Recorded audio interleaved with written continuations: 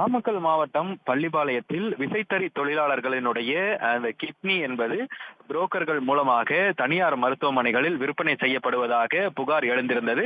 இந்த நிலையில் இது குறித்தான விசாரணை மேற்கொள்வதற்கான உயர்மட்ட குழு விரைவில் அமைக்கப்படும் என தமிழக சுகாதாரத்துறை தெரிவித்திருக்கிறது.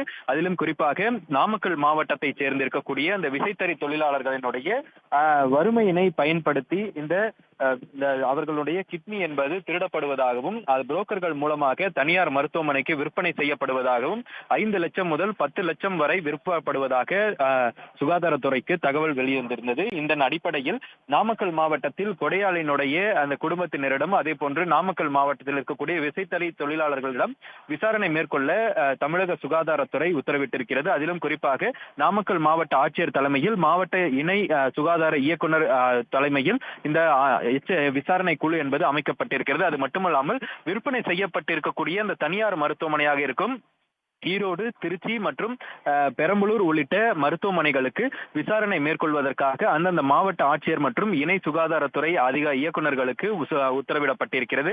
அதுவும் குறிப்பாக இந்த கொடையாளிகளிடம் இருந்து எந்தெந்த மாவட்டங்களுக்கும் எந்தெந்த மருத்துவமனைகளுக்கும் இந்த கிட்னி என்பது விற்பனை செய்யப்பட்டிருக்கிறது, இதுவரை எத்தனை பேர் இது போன்ற நடவடிக்கைகள் ஈடுபட்டிருக்கிறார்கள், இந்த நடவடிக்கையில் திருட்டு செயல்களில் ஈடுபடக்கூடிய இந்த புரோக்கர்கள் எங்கெல்லாம் இருக்கிறார்கள், எந்த வகையில் இவர்கள் விற்பனை செய்கிறார்கள், எவ்வாறு பெற்றுக் கொள்கிறார்கள் என்பது போன்ற முழுமையான விசாரணையினை மேற்கொள்ள வேண்டும் என சுகாதாரத்துறை இவர்களுக்கு உத்தரவிடப்பட்டிருக்கிறது.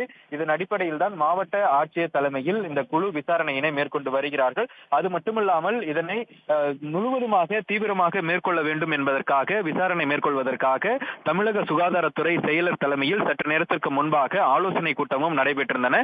உயர் சுகாதார அதிகாரிகள் பங்கேற்றிருக்கக்கூடிய அந்த கூட்டத்தில் உயர்மட்ட குழுவினை அமைத்து விசாரணை மேற்கொள்வது குறித்தான அறிவிப்பு இன்னும் சிறிது நேரத்தில் வரலாம் எனவும் அதில் தகவல் வெளியாகி இருக்கிறது. இந்த நிலையில் அந்தந்த மாவட்ட ஆட்சியர்கள் விரைவில் இது குறித்தான அறிக்கையினையும் சமர்ப்பிக்க வேண்டும் எனவும் தெரிவிக்கப்பட்டிருக்கிறது. அதிலும் குறிப்பாக தனலட்சுமி சீனிவாசா கல்லூரி, அதே போன்று பெரம்பலூர், திருச்சி உள்ளிட்ட இருக்கக்கூடிய அந்த தனியார் மருத்துவமனைகளுக்கும் இந்த நோட்டீஸ் என்பது அனுப்பப்பட்டிருக்கிறது.